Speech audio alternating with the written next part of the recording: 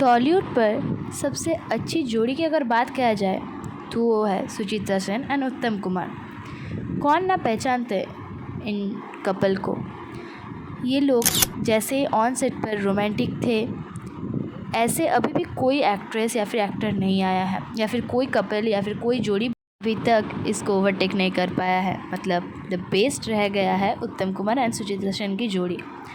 अब लोगों के मन में बहुत सारे क्वेश्चंस थे कि जैसे ही ऑन सेट पर इतना सारा रोमांस चलता है, ऑफ सेट पर भी क्या ये सब चलता है, या फिर सब कुछ इतना झूठ करना क्या पॉसिबल है, क्या था उन दोनों के बीच। तो इसको लेकर उत्तम कुमार ने भले ही मुंह नहीं खोले हैं, पर सुचित्रा सेन ने बोले हैं एक इंटरव्यू में, एंड जो कि बहुत दिन पुराना इंटरव्यू है, जहाँ पर उन्होंने बोले थे कोलकाता के एक बॉनेदी फैमिली में उसकी शादी हुई थी, मतलब सुचित्रा सेन की। एंड उस टाइम पर उसके नाम थी रमा दासगुप्त।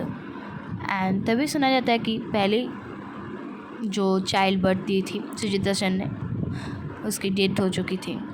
एंड इसके बाद हस्बैंड दिवानाथ सेन उनको फोर्स करके एक्टिंग के दुनिया पर लाई, पर उसके बाद शुरू हुई उत्तम कुमार के साथ फिल्म करना, एंड वो बहुत ही सक्सेसफुल रही।